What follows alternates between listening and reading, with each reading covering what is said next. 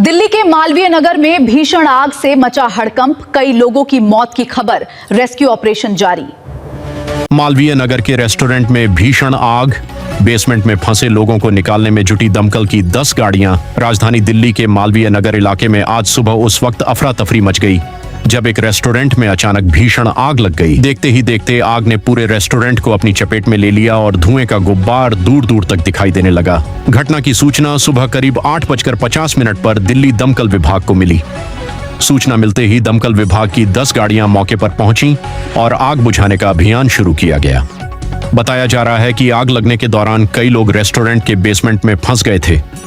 दमकल कर्मियों ने रेस्क्यू ऑपरेशन चलाकर बेसमेंट से 3 लोगों को सुरक्षित बाहर निकाला, जिन्हें तत्काल कैट एम्बुलेंस के जरिए नजदीकी अस्पताल में भर्ती कराया गया। देखिए, ये सुबह 9 बजे के आसपास की घटना है और यहाँ बहुत दुखद घटना हुई है। इसमें कुछ कैजुअलिटीज भी हुई हैं। जो लोग पेशेंट आते हैं, उनके जो रिश्तेदार वगैरह हैं, वो यहाँ पर रुकते हैं और कहीं रेस्टोरेंट से नीचे से कहीं से आग लगी है और आग ने थोड़ा काफी तेजी से रौद्र रूप धारण किया।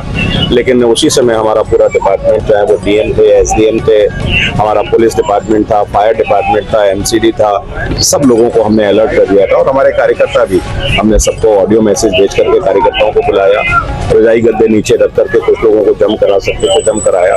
तो जो रेस्क्यू मैनेजमेंट सरकारी स्तर पर और संगठन के स्तर पर जितना हम कर सकते थे वो हमने किया है, लेकिन उसके बाद भी कुछ कैजुअलिटीज हुई हैं। सुनने में आया है कि बीएनबी का लाइसेंस कोई इनके पास था।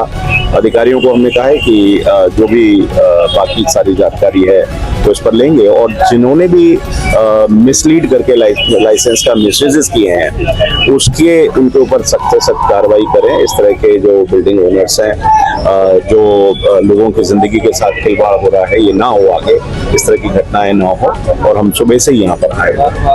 कितने लोग की अभी कैजुअलिटी और कितने घायल? लगभग जो 7-8 लोग तो हॉस्पिटल में है। मैं जा रहा हूँ हॉस्पिटल अभी रेस्क्यू ऑपरेशन चल ही रहा है और 3-4 कैजुअलिटीज का, 4-5 कैजुअलिटीज का सुनने में आया है। एग्जैक्ट नंबर इमीडिएटली मैं आपको भी नहीं बता सकता। क्या नीचे रेस्टोरेंट चल रहा था और ऊपर? सुनने में आया कि रेस्टोरेंट नीचे था और वहीं से फैली। फिर बीएसईएस ने भी बहुत अच्छा काम किया कि तुरंत कनेक्शन काट दिया, वरना ये आग बहुत ज्यादा फैल जाती। लेकिन अब ये स्थिति बहुत अच्छी नहीं है, दुखद है, लेकिन हम लोग जो कर सकते हैं वो करेंगे। जो हमारे वहाँ 6 नाइट में रुके हैं, 2 मॉर्निंग में वोल्वो से आए, धौलाकुआं से, वहाँ से जयपुर से, अजमेर से, वो भी दोनों गुजर गए। हमारे 8 के 8 मर लिए। 2 हमारे रिकॉर्ड नहीं हो रहे, कहाँ है उनका पता नहीं है।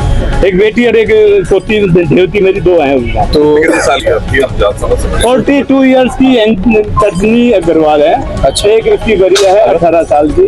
एक है जिगीशा अग्रवाल 20 ईयर्स। वो बेंगलोर से कल ही 4 बजे बुलाया था हमने। आग लगी थी, क्या जानकारी मिली फायर को और किस तरीके से रेस्क्यू किया गया, किस तरीके से एक्शन लिया गया आपकी तरफ से? देखिए, 8:50 पे हमें कॉल मिली थी कि लेमन ट्री करके एक रेस्टोरेंट है, उसमें आग है। 8:51 पे हमने इस पर 7 गाड़ियाँ भेजी थी।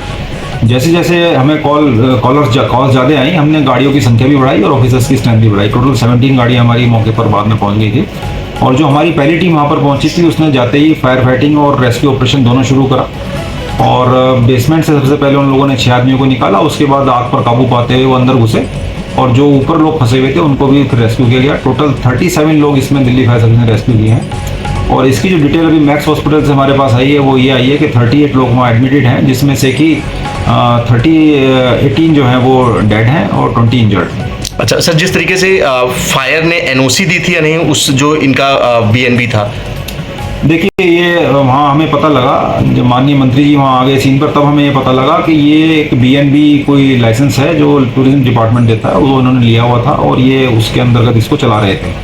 फायर की एनओसी के लिए हमारे पास इसका रेफरेंस ना तो बिल्डिंग अथॉरिटी से आया, ना ही लाइसेंसिंग एजेंसी की तरफ से कोई हमारे पास रेफरेंस बिल्डिंग का कभी आया। सर, बिल्डिंग का किस तरीके से स्ट्रक्चर था और क्या क्या चैलेंजेस आए बिल्डिंग की वजह से आपको रेस्क्यू करने में, फायर फाइटिंग में?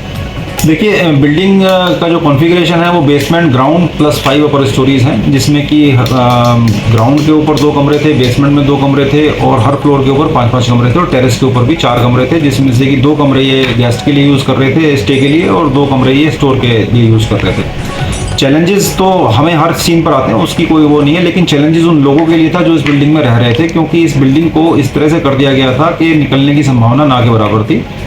बिल्डिंग की जितनी भी खिड़कियां थी उनको सबको परमानेंट सील किया हुआ है, जिससे कि उससे कोई भी वेंटिलेशन नहीं हो सकता। ऐसी बिल्डिंगें शाफ्ट की तरह काम करती हैं, जिसमें कि फायर के जो प्रोडक्ट्स हैं, हीट, स्मोक, ये immediately with in friction of seconds जो है पूरी बिल्डिंग को एनगल्फ कर लेते हैं अपने अंदर। तो ऐसे में इवैक्यूएशन बहुत मुश्किल हो जाता है। Thank you sir. अधिकारियों को आशंका है कि अभी भी कुछ लोग अंदर फंसे हो सकते हैं, जिसके चलते सर्च और रेस्क्यू अभियान लगातार जारी है। फिलहाल आग लगने के कारणों का पता नहीं चल पाया है। मौके पर दिल्ली पुलिस और दमकल विभाग की टीमें मौजूद हैं और स्थिति पर लगातार नजर बनाए हुए हैं। आग पर काबू पाने और सभी लोगों को सुरक्षित बाहर निकालने के प्रयास जारी हैं।